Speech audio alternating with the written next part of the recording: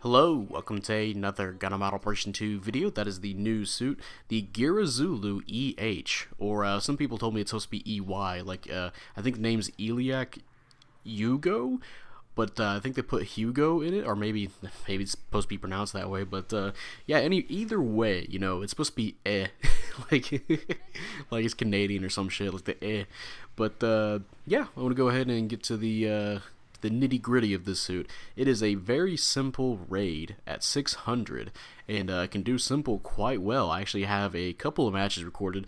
I am going to post one for this video though, because this is a very basic suit.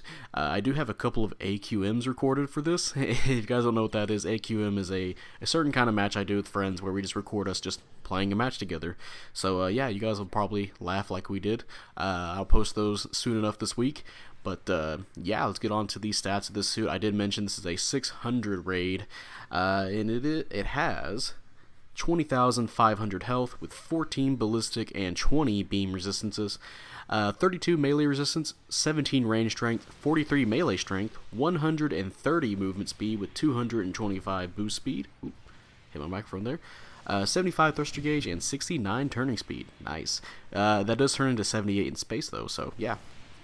And for slots, you have 23 close, 13 mid, and 8 long range slots.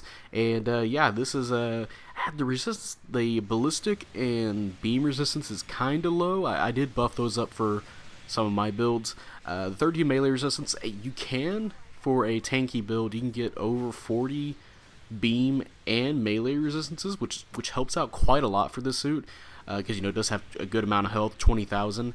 The melee strength, if you really want to buff it up, yeah, that it already does some pretty good damage. But I mean, yeah, no harm in doing like 10k on your heavy attack. Actually, more than 10k. We'll get into that here in a second. And of course, you can do some other stuff like a thruster gauge build. Some good stuff you can do with this. Basic raid stuff, right? Melee resistances, maybe a balanced build, thruster gauge, all that good stuff. But yeah, so it's fine. I like it. Primary. Now, yeah, we're gonna get the weapons now. Starting with the primary weapons, you have the yeah. This is very basic. First weapon here is the beam machine gun compact, which is 600 damage per shot with 18 rounds and 200 range. And this thing, I believe, shoots a volley of 3 or 4, and it does take 2 volleys with 1 full volley and the initial part of a volley to get a stun on a normal suit. I believe that would be, if we're going off each shot being 3, that would be 4 shots in total to get a stun. So yeah, you have to use 2 volleys to get a stun. And if you're going against a suit with damage control, that's going to be even more shots. But it does fire pretty fast as well, so it's not too hard. You just have to be careful though, because this thing has 200 range.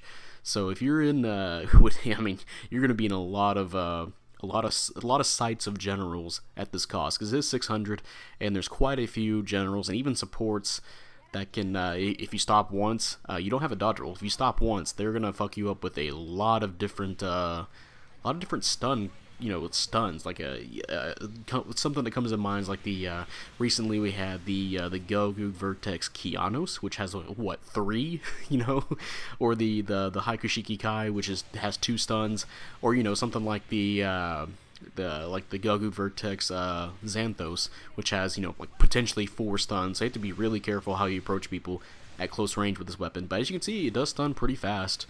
Again, very short range though. Next weapon is the Geara Zulu Beam Naginata, Beam Naginata, which is 2,200 2,600 damage, and yeah, very basic Naginata moveset. Actually, I think it takes the Naginata moveset from, I want to say, the Char de Jay. I know it's one of the. It's not the. It's not exactly the Gogu's, right? But yeah, it feels like it hits more consistently than the Gogu downswing. So that's what makes me, believe that it's not just the Gogu's. It's very hard to not miss with that compared to that. But yeah, it does do a lot of damage, and of course you can charge it up to to do a heavy attack, which the heavy attack, which I'll mention here now, yeah, you do a big ol' spinneroonie, and it's very easy to, the weapon readies up pretty fast. You know, you swing at somebody, and pretty much it's good to go already. You do the heavy attack, hey, you can do a downswing pretty much immediately afterwards. So yeah, pretty nice melee weapon here. Can make it quite scary to deal with. The heavy attack does, you know, boost you forward as well, which we'll get more into that when we get to the skills. But yeah, pretty nice melee weapon here. Now for secondary weapons, you have the hand grenade, which is 1,800 damage with 3 rounds and 150 range. And of course, that can be a little bit more since it's a throwable weapon. You know, it's a throwing grenade, right? And of course, if you're boosting while using it, you know, you get some pretty good mileage out of that. But yeah, this is a very basic hand grenade, and it does have a good amount of stun accumulation. You know, I did mention that it does take 2 volleys to get a stun on somebody using the compact beam machine gun. But if you do get a hit with the hand grenade, it will take, I believe, 1 or 2 shots from the initial volley to get a stun, which is yeah, that's pretty good actually. So so if you're gonna, you know, engage a general, maybe you might want to throw a grenade first, or you know, if you're coming up from behind a general or something like the Dovin Wolf, which can be kind of scary to go up against. You want to get that quick stun on it, you know. So there's something you can do there, right? Which is pretty nice. It requires you to at least throw the grenade and hit it. So next weapon is the Geara Zulu Sturmfaust, which is 2,500 damage with 1 round and 200 range. And yeah, this is just basically a, I want to say just a bazooka stun. And of course, it says Sturmfaust, but it readies up way faster than the regular Sturmfaust. It's just the Geara Zulu Sturmfaust. If you guys are familiar with the regular not the regular, yeah, the regular Geara Zulu. I almost said the regular Sturmfaust. No, the regular Geara Zulu. It has this weapon as well, which is kind of weird because it feels like it's a lot more bulkier to pull up than the regular Sturmfaust, but for some reason it readies up faster. But anyway, yeah, and that's it for weapons. That's all you got. Now for skills, you have Assault Booster level 2, you have Balancers, nice, you can melee, you know, when you stop moving, to hit somebody.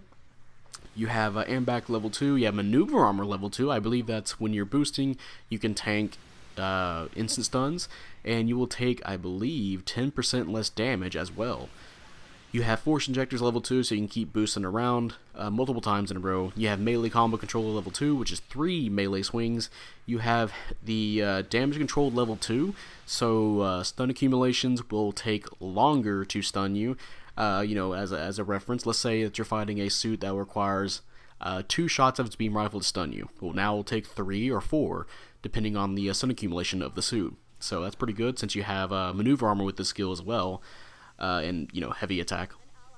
You have Shock Absorber level 3, you have Flight Control level 2, so you can boost in the air, you have Glide level 2, so you fall down slower while you're in the air, you have Blast Stabilizer, so mobile suit explosions don't affect you, and you have Data Link, which is mostly a support skill where you can see enemy health if they're on your radar, and your team can see it as well. And finally, you have Heavy Attack, which, hey, mission complete. Let's see what we got going on here before we get into more with the Heavy Attack. And, yeah, mission completed. Let's see what we got going on here. Did I mention today's match? But, yay, top individual was 7,000. Gonna praise his support because he did really well. And I think one of the generals? Yeah, Hakushiki guy, nice. And, hey, third place, 5-2. Not too bad for, like, I think my first match in Quick Match. That wasn't, you know, trying it out in rating. But, yeah.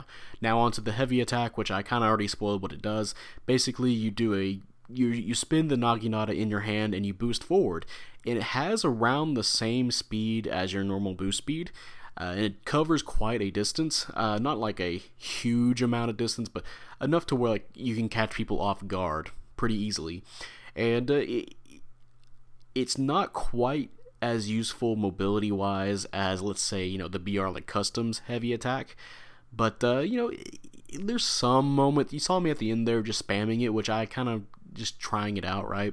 There's some moments where you can conserve a little bit more boost gauge when you're using it, like let's say you're boosting, and at the end of the, if you're near the end of your boost gauge, you can extend your boost a little bit more by using the Heavy Attack, so you can do something like that, right? But of course, the main thing with the heavy attack is the damage, and of course the ready up time and the charge time on the heavy attack. This is one of the fastest heavy attacks you can charge. I believe it ties with the Hazel 2's heavy attack, or very close to it. If you guys don't know, the Hazel 2 has a insanely fast heavy attack. You can counter somebody or knock them down with a downswing, and then just charge it and run right into them with a heavy attack. You can combo into a heavy attack, which is pretty scary. And the thing with the Hazel 2 that makes it balanced that way is that it's not the most damaging heavy attack. I mean, if you're a support, it's going to do a lot of damage, but if you're general, it'll probably do, it'll do great damage, but it's not going to be, it's not going to murder you like the Zeku Ainz, But this suit, it doesn't have that balance. It will do a lot of damage to you if you can hit the middle ground of the heavy attack. The good news is that this thing hits multiple times in a row, and if you're really close to somebody, or if it's really close to you, it has the potential to miss most of its damage. It'll probably hit 1 or 2 hits and get you 2,000, 3,000, 4,000 damage right there. So not a whole lot, but if you're a little bit away from the enemy, you can get a massive amount of damage as you ready up the spin, go straight through somebody like a buzzsaw, just rip right through them, cut them up like butter, pretty much. Hot knife through butter. There we go. And I've gotten 15k. I think I've gotten 18k. A massive amounts of damage if you can. If you start it a little bit away from an enemy, not at mid range, but not exactly right up in their faces, but somewhere in that little middle ground. As soon as you ready up that spin, and then you can just tear right through them. It's even better if they're up against a wall, because you don't move past them. You literally just you ram them into a wall and just start shredding them. It's a pretty satisfying heavy attack to do, and I gotta say, it makes the suit really fun to play just to pull off that move. But it is really disgusting just heavy attacking somebody for 15k and then doing a 4,000 damage or 3,000 damage downswing right after. So yeah, pretty scary melee wise. Fortunately, it only has one melee attack, or I should say one melee weapon. But let's get into the pros and cons of this suit. Obviously, I'm going to start off with the pros. The pros is the heavy attack is pretty fast to use, pretty fast to act upon. You can even just do a downswing and charge into the heavy attack, or you can do a heavy attack and go into a downswing. You have 3 melee hits with it. It's a pretty useful melee weapon, right? And with it being able to be to charge quickly, really helps it out. And of course, you have maneuver armor level 2 and damage control level 2. So if somebody's close to you and it's gonna be hard to stun you if you're really close, which is gonna be a downside for this suit. Kind of a weakness, really, is that this suit is very, very close range oriented. If you remember the weapons here, the beam machine gun that you have only has 200 range, and beyond that you have the Sturmfaust, which is also 200 range, and you have the hand grenade, which they consider it a 150 range weapon here, but you can throw it a little bit farther. So it can be a very the suit can suffer a lot at the longer range maps. Like if you're playing Arctic base, this suit's pretty killer. If you're playing underground base, of course, right, yeah, it's gonna be really good. But if you're playing something like military base, it's gonna be supply depot. It can be really hard to approach a support when they can fire at you and you can't fire at them, right? They can weaken you, or if a general's nearby and they're mid-ranging you, you can't even fire back at them. So that can be a pretty devastating weakness of the suit, and probably not a suit you want to pick for those maps. So you might want to pick something else for that. But another weakness is that it doesn't have a dodge roll, which I understand why it doesn't have a dodge roll, but it can kind of it's kind of painful to get stun locked over and over again, especially at 600. I mentioned a lot of suits, there's a lot of suits that have multiple stun options at this cost. General wise, support wise, raid wise, quite versatile suits. Meanwhile, you're kind of stuck at a close range. You're stuck at close range. You can't exactly stun somebody mid range. I mean, you can kind of sort of with the Sturmfaust but that's one stun, right? And you can kind of approach with the compact machine gun. But again, you're not boosting. You don't have a dodge roll, so that can leave you open to get followed up on.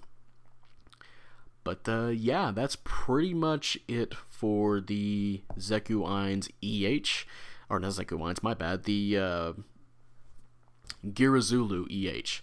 And I gotta say, it's a pretty fun suit to use, and when you are playing it on a close range map, it is very, very scary to deal with if you don't have a teammate nearby to help you, because it's going to boost towards you. You can't stun it. If it gets the heavy attack off, that could be potentially a lot of damage. Of course, it might melee you first and then go into the heavy attack. So if you're support, you're kind of dunzo. So.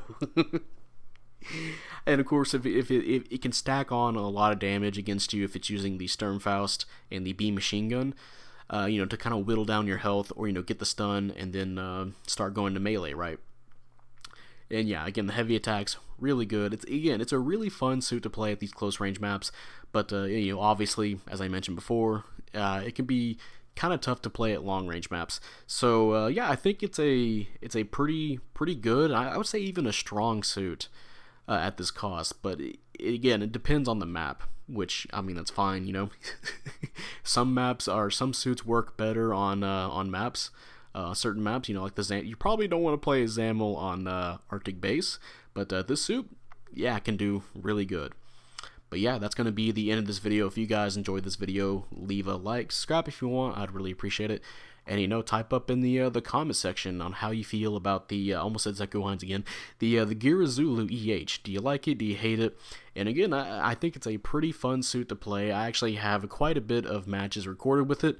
I have this match here, of course, and I do have a few that I plan to release as AQMs. Maybe I can put them together and make one big AQM. But yeah, again, they can be kind of disgusting. If you can pull off its combos and all that. But yeah, so if you're one of those raid players that just wants to have another raid that's just really simple, really fun to play, there you go. This is pretty good.